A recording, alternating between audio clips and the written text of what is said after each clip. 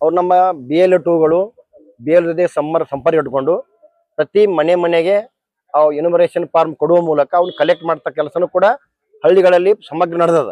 ಆದ್ರೆ ನಗರದಲ್ಲಿ ಮಾತ್ರ ಇದು ಸ್ವಲ್ಪ ಸಮಸ್ಯೆ ಅದ.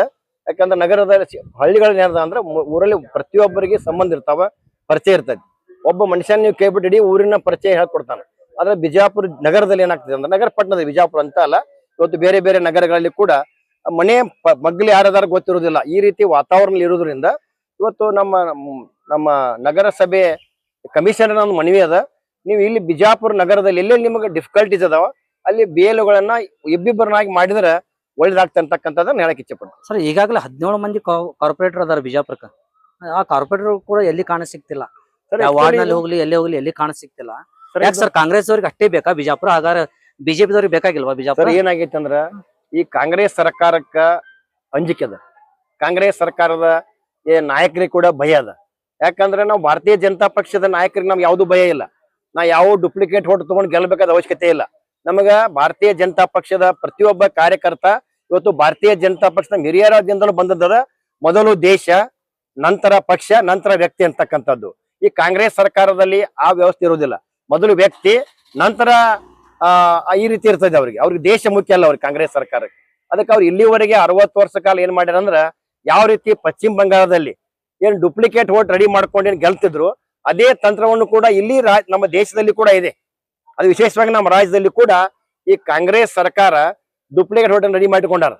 ಅದಕ್ಕೆ ಅವ್ರಿಗೆ ಏನ ಭಯ ಅದ. ಅದಕ್ಕೆ ಭಯ ಬಿದ್ದು ಅವರೆಲ್ಲ ಈಗ ರೋಡಿಗೆ ಬಂದು ಓಡಾಕತ್ತಾರ. ಆದ್ರೆ ಭಾರತೀಯ ಜನತಾ ಪಕ್ಷದ ನಾಯಕರಿಗೆ ಅಂತ ಪರಿಸ್ಥಿತಿ ಬಂದಿಲ್ಲ. ಯಾಕಂದ್ರೆ ನಾವು ಯಾವ ಡೂಪ್ಲಿಕೇಟ್ ಓಟ್ ಗೆಲ್ಬೇಕಾದ ಅವಶ್ಯಕತೆ ಇಲ್ಲ. ನಮಗೆ ದೇಶ ಮೊದಲು ಅಂತಕ್ಕಂಥದ್ದು. ಅವ್ರೇನು ಹುಚ್ಚು ಕಲ್ಪನೆಯಿಂದ ಇವತ್ತೇನ್ ಡೂಪ್ಲಿಕೇಟ್ ಓಟ್ ಅನ್ನ ಹಂಗೆ ಅವ್ನು ಕಂಟಿನ್ಯೂ ಮಾಡಬೇಕು, ಸತ್ತ ಮತದಾರನ್ನು ಕೂಡ ಕಂಟಿನ್ಯೂ ಮಾಡಬೇಕು.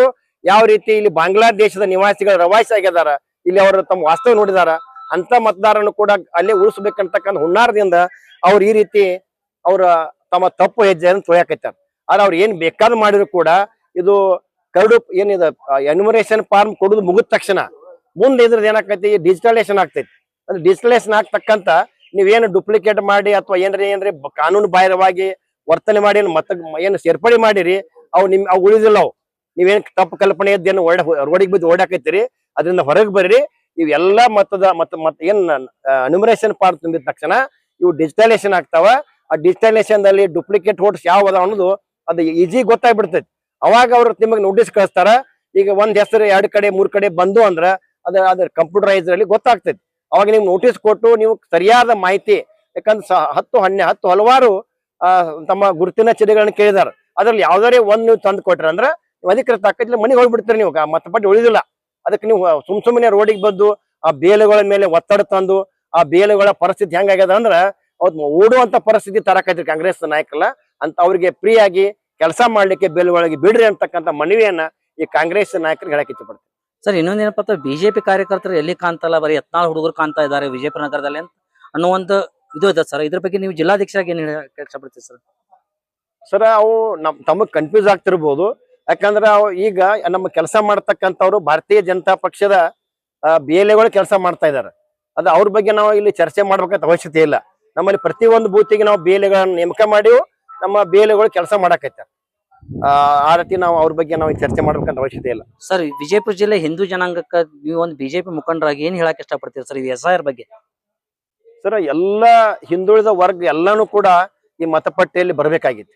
ಅದಕ್ಕೆ ಎಲ್ಲ ಹಿಂದುಳಿದ ಎಲ್ಲ ವರ್ಗದ ನಾಯಕರಿಗೆ ಮನವಿ ಮಾಡ್ತೀನಿ, ಎಲ್ಲರೂ ಎನ್ಯುಮರೇಷನ್ ಫಾರ್ಮ್ ತುಂಬಿ ನಮ್ಮ ಮತಪಟ್ಟಿಯಲ್ಲಿ ಸೇರ್ಪಡೆ ಆಗ್ತಕ್ಕಂಥ ಕೆಲಸ ಮಾಡ್ರಿ.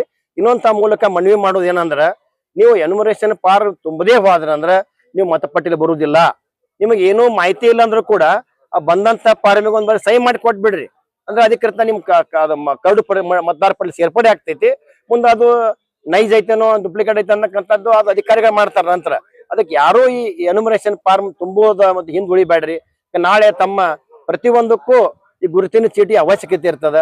ನೀವು ಭಾರತೀಯ ನಾಗರಿಕರಂತಕ್ಕಂಥ ಭಾರತೀಯ ಮತದಾರ ಅಂತಕ್ಕಂಥ ಒಂದು ಗುರುತಿನ ಚೀಟಿಗೆ ಬಹಳಷ್ಟು ಕಡೆ ಅನಿವಾರ್ಯ ಆಗಿರೋದ್ರಿಂದ ನಾವು ಇದನ್ನ ಈ ಪ್ರಕ್ರಿಯೆಯಲ್ಲಿ ಪ್ರತಿಯೊಬ್ಬ ಬಿಜಾಪುರ ಜಿಲ್ಲೆ ಜನ ಭಾಗವಹಿಸಬೇಕಂತ ನಂದು ಕಳಕಳಿಯ ಮನವಿ ಅದ.